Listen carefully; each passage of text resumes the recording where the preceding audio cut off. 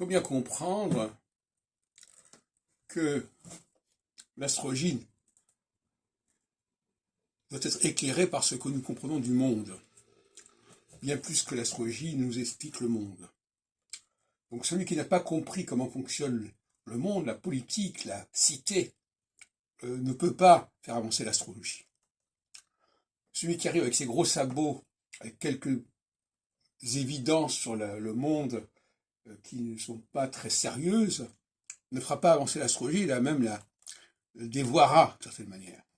Je veux citer personne, enfin vous voyez à qui je pense.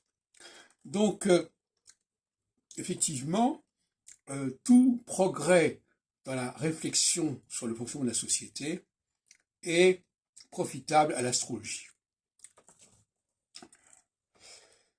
Et il est dommage qu'il n'y ait pas eu, jusqu'à présent, de synergie entre les anthropologues, les sociologues et les astrologues.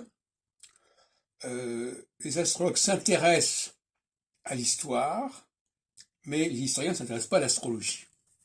Et les astrologues s'intéressent à la médecine, mais les médecins ne s'intéressent plus à l'astrologie. Donc c'est à sens unique et ça ne fonctionne pas. Donc je reviens sur mes travaux actuels qui passent un cap important, ce qui est assez normal puisque nous sommes en pleine phase équinoxiale et qu'il y a un certain nombre de choses qui sont propres aux valeurs équinoxiales qui nous sont révélées actuellement subconsciemment. Et la phase équinoxiale, d'ailleurs, il suffit de regarder le monde, est une phase de tension, de rivalité entre le haut et le bas, notamment la question de la migration, c'est typiquement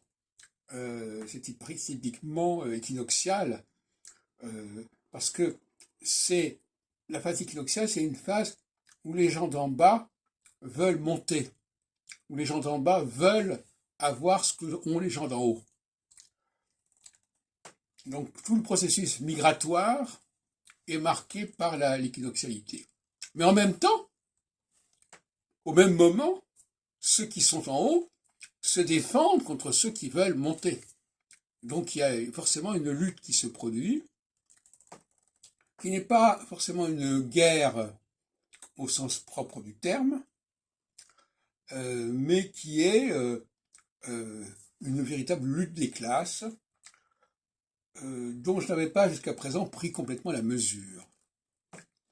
Et face à la phase équinoxiale, qui est une phase de verticalité, où les gens d'en haut veulent monter et les gens d'en bas veulent monter et les gens d'en haut se protègent, eh bien, il y a une phase en alternance, une sorte de trêve sociale, qui est la phase solsticiale, qui essaie de trouver une sorte d'unité par des expédients, d'une certaine manière, des expédients juridiques, par exemple, des rites de passage, comme le baptême, qui est typiquement un expédient énorme pour, soi-disant, calmer les tensions sociales, pour calmer les sentiments de mimétisme, de vouloir être l'autre.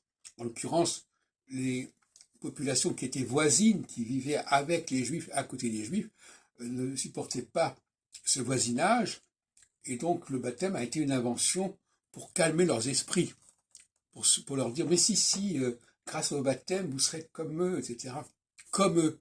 Ça, c'est typiquement mimétique. Je veux être comme l'autre. Je veux avoir comme l'autre. Ce qu'il a, je veux l'avoir aussi.